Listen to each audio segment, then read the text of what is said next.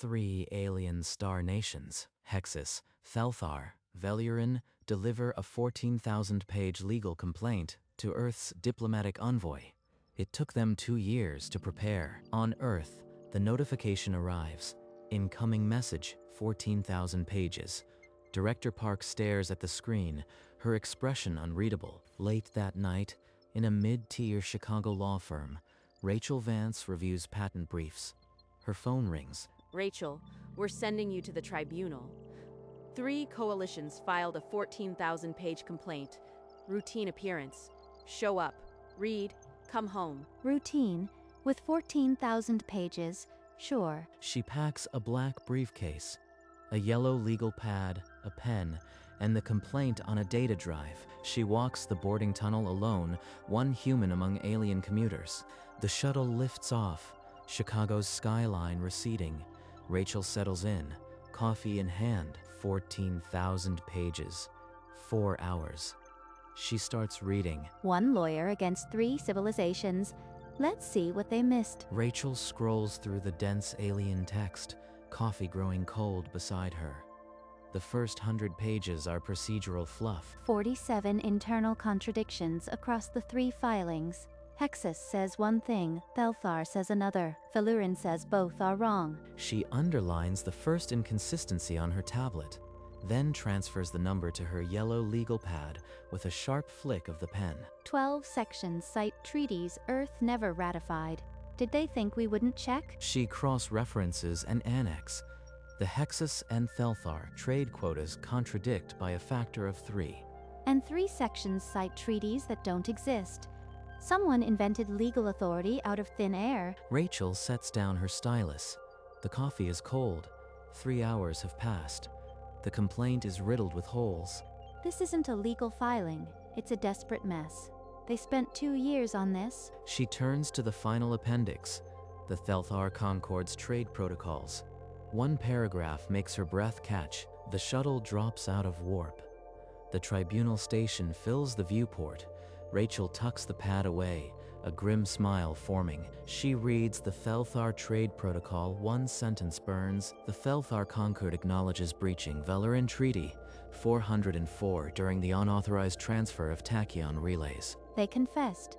In their own filing, this changes everything. The shuttle chimes. Docking complete.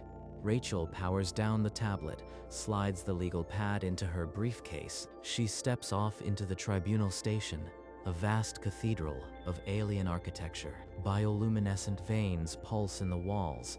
Aliens of a dozen species pass, none paying her attention. 1 human, 1 legal pad. They have no idea what's coming. She walks the grand corridor, her heels clicking on the mineral floor, the ceiling lost in shadow. Up ahead, the chamber doors loom, massive, carved with the histories of older civilizations. Routine appearance, they said. Right? She takes her place in the antechamber, waiting for her name to be called, the yellow legal pad pressed against her chest. A tall, green-gray alien sweeps in, red and gold sash marking him as Ambassador Zorith. He stops when he sees Rachel. You are Earth's representative. Alone. The coalition brought 12 advocates and 40 assistants. I read fast. Zorath's black eyes narrow. He gestures dismissively and strides into the chamber, his entourage trailing. The massive doors swing open. Rachel follows, stepping into the cavernous tribunal chamber. The circular room hums with holographic displays. 3 high-backed seats dominate the center. The gallery is packed. Rachel takes her seat at the empty defense table. Only a yellow pad and a cup of coffee sit before her. Across the room, Zorath's table groans under stacks of data crystals and parchment. His team adjusts their robes. A side door opens.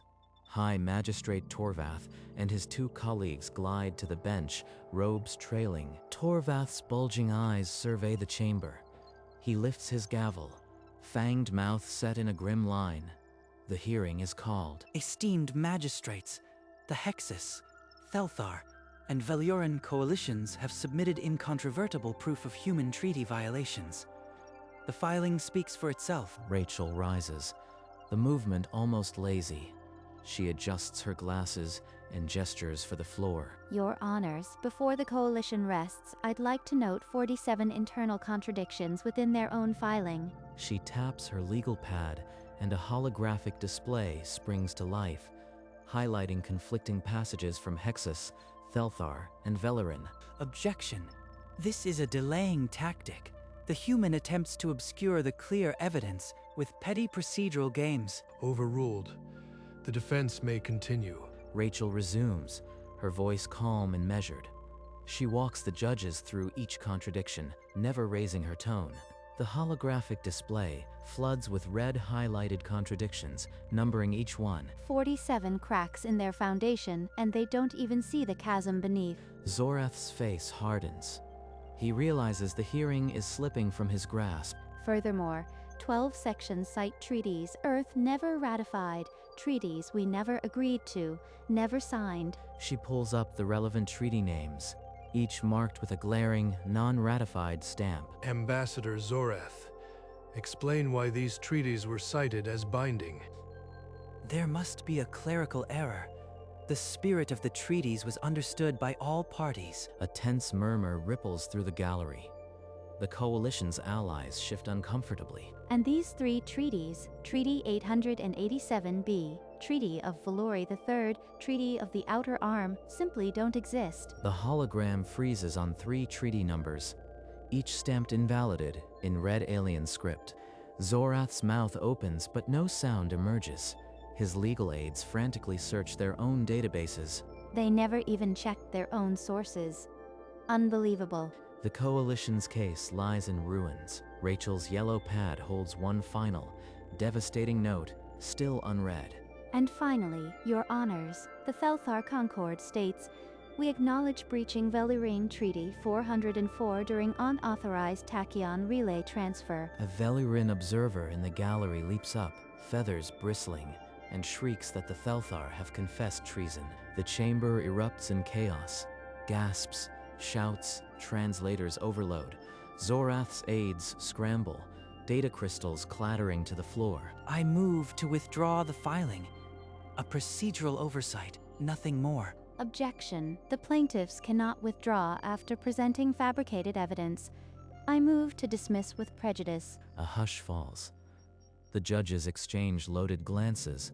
Torvath's clawed fingers tap impatiently on the bench. The motion is noted. The court will deliberate in chambers. We return shortly. The 3 judges rise and disappear through a rear portal. The chamber holds its collective breath. All cards on the table, now they decide. Rachel sets down her yellow pad, its final note now spoken. The longest 90 seconds of her career begin. The rear portal slides open. The 3 judges glide back to their seats, robes whispering. The silence is absolute. The complaint filed by the Hexus, Thelthar, and Velurin coalitions is dismissed with prejudice. No appeal will be heard. He slams the gavel. A pulse of blue light radiates from the impact, washing over the chamber walls. Effective immediately, Earth's standard of legal practice is recognized as the gold tier of interstellar advocacy. The holographic chronometer freezes. Total elapsed time, 11 minutes and 4 seconds. 11 minutes. Less than the flight that brought me here. Ambassador Zorath slumps, his tall frame collapsing inward. His legal aides stare at the floor, motionless. Rachel closes her legal pad, the yellow paper unbent. She takes a sip of cold coffee. It tastes perfect. The Coalition's humiliation is absolute.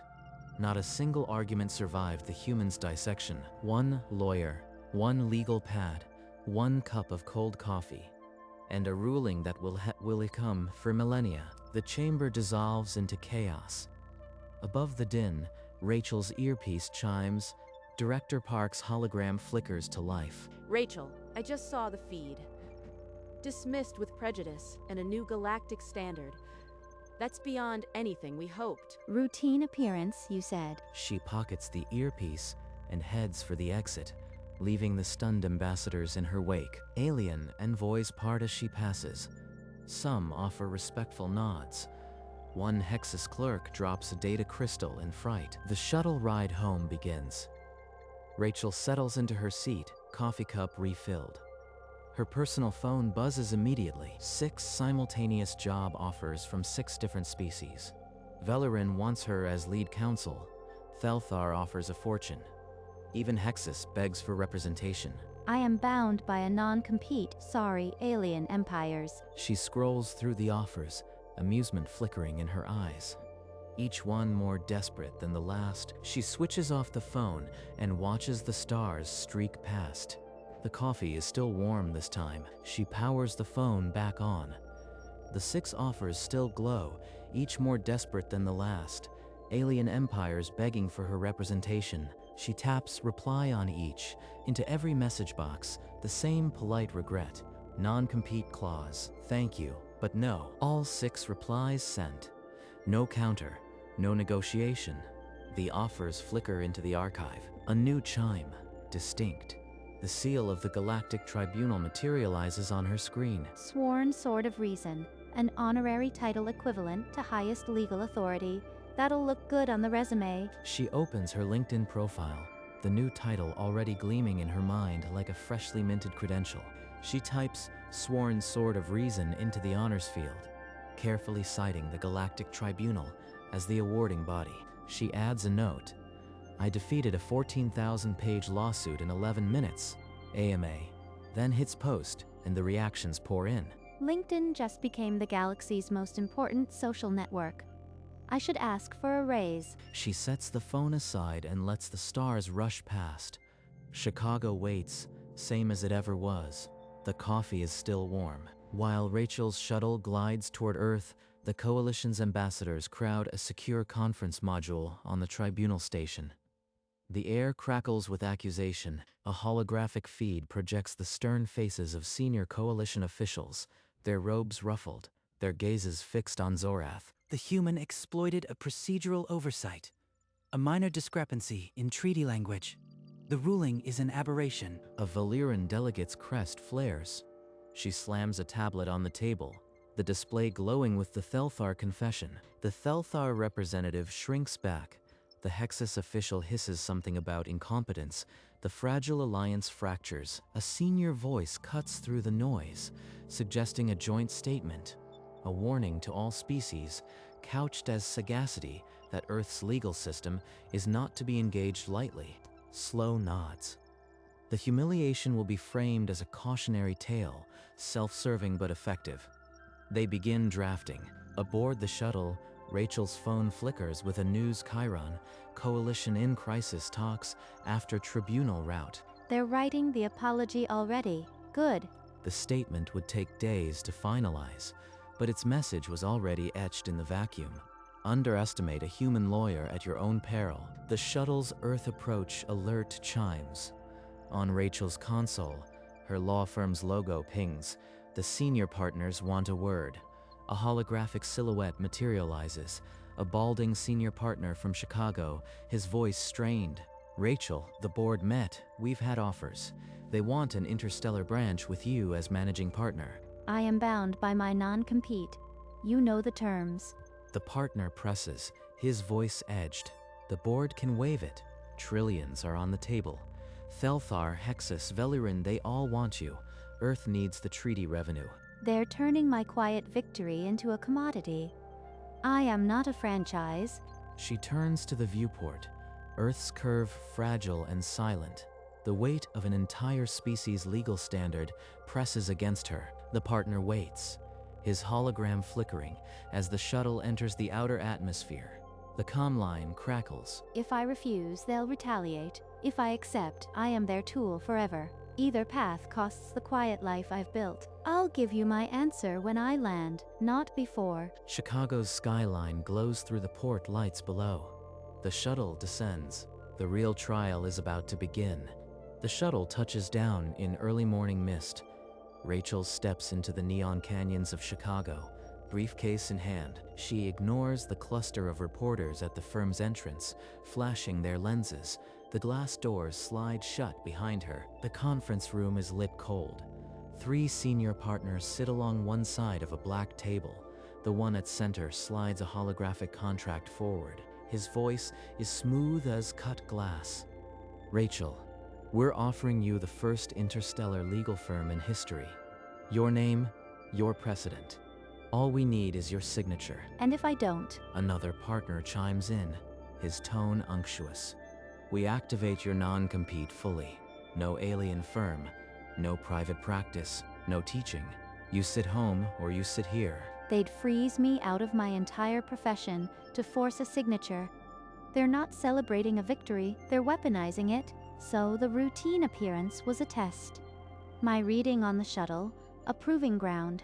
They never saw me as a lawyer, only as an asset. She looks at the contract, a gilded cage. The partners wait, breaths held, silent vultures. The sworn sword of reason now feels like a chain. One choice left, and it will cost her everything. You want a signature, but this non-compete is unenforceable against a sworn sword of reason. Check your own clause. Galactic Tribunal honors override private contracts. The lead partner's sneer freezes. The others exchange panicked glances. They hadn't anticipated the title as legal armor. So, here is my counteroffer. I won't build your empire, but I will testify in every tribunal that Earth's legal standard remains free, not bought. She slides the holographic contract back across the table. It passes through the center partner's trembling hand. Activate the non-compete if you dare. But know that every being in this galaxy now knows my name, and what happens when lawyers are silenced. One partner reaches for a phone, but another grabs his wrist.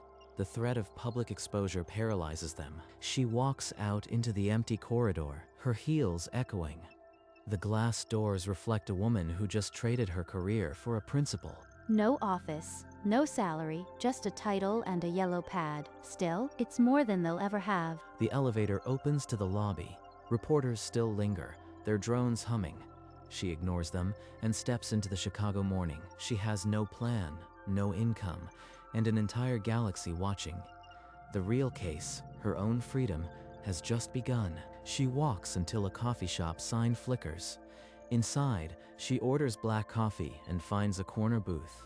The city hums beyond the glass. I dismantled a 14,000-page alien lawsuit in 11 minutes. Now I can't even practice law in my own city. Her phone glows with a news alert. Firm's board convenes emergency session on Vance's walkout. She opens a blank document on her tablet. The cursor blinks, patient and accusing. They think they can box me in, but they forgot I read fast and I write faster. Her first keystrokes form the title: Complaint for Declaratory Judgment and Injunctive Relief. Rachel Vance, plaintiff, versus my own firm. The irony is not lost on me. She types through the morning, coffee refills ignored. The legal theory is simple. The non-compete violates public policy under the new galactic standard. If I win, I break the chains for every lawyer on Earth. If I lose, I am nothing. By noon, the first draft is done. She uploads it to the court portal. The filing fee drains her savings. She presses submit. Within hours, the filing hits every legal newswire. Sworn Sword of Reason sues firm flashes across holographic billboards in multiple star systems. And so the circus begins. Every lawyer on Earth will be watching this. In the firm's conference room, the senior partners crowd around a tablet. The lead partner's face drains of color as he reads. He slams the tablet down. The others suggest a quiet settlement, but he overrules them. They authorize full enforcement of the non-compete, freezing her remaining assets. My bank app just grayed out. They froze everything, even the coffee. A breaking news alert chimes on her tablet. Coalition drafts. Warning: Earth legal system not to be entered without comprehensive preparation. An attorney, a notary, and a will. They're warning the galaxy about us, while my own profession tries to bury me. Perfect. Her phone vibrates with an encrypted offer. A Velarin envoy proposes sanctuary and unlimited funding if she'll leave Earth and represent their interests. If I take it, I prove their point, that a lawyer is just a weapon for hire. The title becomes a joke. She deletes the message. The court docket updates. A preliminary hearing in 3 weeks.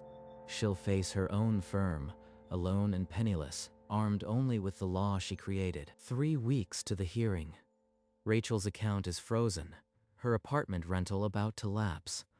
The coffee shop becomes her only shelter. Even the coffee machine at the shelter won't dispense without a credit chip. Sworn sword of reason, and I can't afford a cup. Her phone buzzes. A message from the firm's lead counsel. A settlement offer. They'll unfreeze her assets, restore her position, if she drops the lawsuit and signs a permanent non-disclosure agreement. They're offering me my old life back, wrapped in a gag order. The price of silence, if I sign, I confirm that justice is a commodity. The sworn sword becomes a hollow title. She deletes the message. The cursor blinks. She opens a legal aid directory and scrolls. By evening, she's at a pro bono clinic, offering her expertise for free. The clinic director stares, recognizing the sworn sword of reason. I'll take any case. Evictions, debt disputes, anything. I just need a place to work and coffee. The director pours her a cup of weak coffee and gestures to a stack of files. Rachel picks up the first one, an eviction notice, and gets to work. 3 weeks until I face them. Until then, I'll remember what the law is for. 3 weeks later, in a modest Chicago courtroom, Rachel stands alone at the plaintiff's table. Across the room, the firm's senior partners sit rigid, their expensive attorneys beside them. The bailiff calls the case. The judge, an elderly woman with sharp eyes, peers over her spectacles at the packed gallery. Your Honor, this non-compete stifles the very legal standard that the Galactic Tribunal elevated. Earth's gold tier status cannot be bottled by a private firm. She taps her tablet, and a holographic display springs up, showing the tribunal's precedent ruling, paragraphs highlighted in gold. The sworn sword of reason is not an ornament, it's a commission. To silence me is to silence the authority entrusted to me by the galaxy's highest court. The judge examines the document, then removes her glasses. This is not a contract dispute. This is an attempt to suppress a public servant. The judge strikes the gavel. The non-compete is void as against public policy. Summary judgment is granted for the plaintiff. The defendant shall pay all costs. Rachel closes her yellow pad, the same one from the alien tribunal. The partners exchange furious, stunned looks. The gallery erupts in applause and camera flashes. Alien Empire in 11 minutes. My own firm? 23. Still, not bad. She exits the courtroom to the glare of holographic news drones. The sworn sword of reason is no longer just a title, it's the law. The verdict ignites galactic news feeds. Within hours, the coalition releases its official statement. Earth's legal practice is not to be engaged without comprehensive preparation, an attorney, a notary, and a will. There it is, the warning they were drafting. I am the ghost haunting their treaties now. Her phone rings. The firm's former managing partner, his voice drained of pride, offers a full public apology and a settlement to avoid further litigation. Keep your apology. I am already paid in precedent. She pockets the phone and walks to the pro bono clinic. The director has reserved a corner office, a small desk, a fresh pot of coffee, and a plaque awaiting a name. Same yellow pad, same pen, just a different set of clients who need the sword. Her first client of the day is a Veliran immigrant, wrongly evicted by a human landlord. She wins the case in under an hour. This is what the law was meant to be. Not a weapon for empires, but a shield for the powerless. As dusk falls, she stands at the clinic window, the city lights flickering to life. The galaxy feels smaller now, more connected. A million cases to fight. A million chains to break. Good thing I read fast. Across Earth, law school applications surge. The Galactic Tribunal's precedent makes human legal expertise the most prized commodity in the galaxy. In her small clinic, Rachel sets the yellow legal pad on a shelf. It has seen alien empires fall and corporate chains break. Rachel, the UN Legal Council wants you as permanent advisor. Full salary, no strings. You'd shape interstellar law forever. Thank you, Director. But my place is here, with the ones who can't afford a voice. Then the council will fund this clinic for the next century. The sworn sword shouldn't need to buy her own coffee. By week's end, a new plaque hangs on the wall. Sworn Sword of Reason Legal Aid. Rachel looks at the plaque. then down at the coffee mug her old colleagues had given her. World's okayest lawyer. She finally allows a real smile. She picks up her pen. A new stack of case files waits. The galaxies downtrodden are already lining up. The lesson was now etched in every star system. The universe could send armies, warships, threats. Humanity sent one lawyer, and she read fast. The coffee is still warm. The yellow pad is still yellow. The fight goes on. Rachel takes a sip from a fresh mug. Sworn Sword of Reason Legal Aid, printed in bold. The clinic is quiet. The morning light soft. She pulls a new case file from the stack. A human family facing eviction. The galaxy's empires feel worlds away. A galactic tribunal alert on my phone. Thelthar Concord apologizes, offers concessions, and so the ripples spread. She puts the phone aside and picks up the yellow legal pad. The same one that dismantled a 14,000-page fraud. A young Velurian intern peeks in, feathered crest twitching. She asks if the sworn sword needs more coffee. Rachel nods. I used to chase corporate mergers. Now I chase justice. Same skills, different purpose. She reviews the eviction notice, finds a zoning violation that will win it on one page. Her pen moves, and the solution materializes. The coffee is still warm. Outside, the city wakes. Inside, the clinic hums with quiet resolve. She writes a note on the pad today. No one is beneath the law. The ink dries quickly. She closes the file, ready for the day. The galaxy turns, unaware of the quiet woman with a pen who changed everything. Far across the galaxy, on a Velurin colony world, a youngling opens a history slate. The entry reads, "And so they learned that humanity's greatest weapon was not a warship, but a quiet woman with a yellow pad." High Magistrate Torvath reviews his notes in chambers. Beside a heavy legal tome lies a translated copy of Fundamentals of Contract Law. His claw rests on a dog-eared page. In Chicago, Rachel finishes her coffee. The mug, now chipped, still reads World's Okayest Lawyer. She sets it down next to the yellow pad. I am still just a mid-tier lawyer from a firm no one's heard of, but the rules I argued now protect billions. Quietly, that's enough. The clinic door opens. Another client, another story. She picks up the yellow pad and walks to the consultation room. The coffee stays, still steaming, in the grand chambers of the Galactic Tribunal. A new star chart is installed. Earth's system blinks gold, the label underneath. Origin of the legal standard, a monument to reason. And on the desk, beneath the plaque, the yellow pad waits. Its pages hold the future of 1,000 cases. The ink is never dry. One lawyer, one pad, one universe. The case never ends. And I wouldn't have it any other way. The camera pulls back through the clinic window, rising above the Chicago skyline. The city hums, the planet turns, and somewhere among the stars, a gavel echoes, and